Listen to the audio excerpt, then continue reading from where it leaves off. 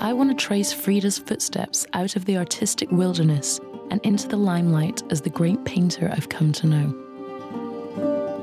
It's a story that begins back in 1938 when Frida was discovered by the Surrealists and their leader, André Breton.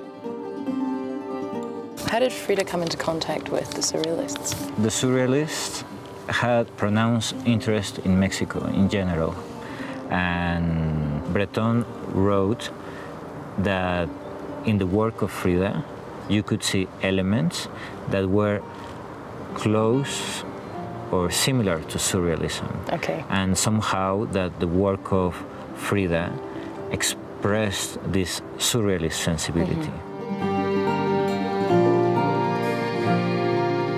The Surrealists were fascinated by the subconscious mind and their dreams, painting worlds that were beyond reality. And in Frida, they claimed a Mexican Surrealist who painted herself in strange landscapes and who painted the inner workings of her mind. How did Frida's link to Surrealism affect her career?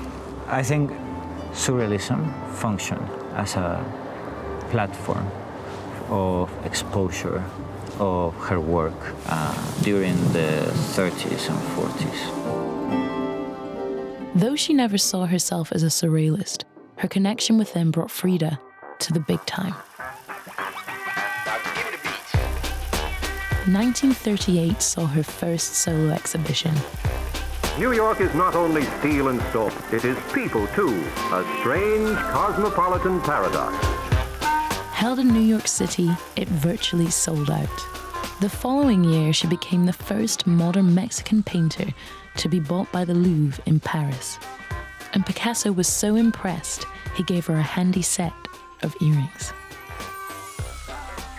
When she made it into the pages of Vogue, Frida had found recognition as an independent woman and artist. I know what it must have felt like for Frida. It's a journey I've been on myself.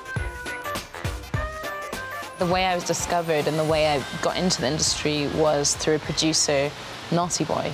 So I kind of see him as like the equivalent of Diego, because during those 2-3 years, I was in his shadow. And then there came a point where we had to kind of split up, and I had to go and promote my album and be Emily Sandé. So I definitely understand how she feels, how she would have felt at that moment.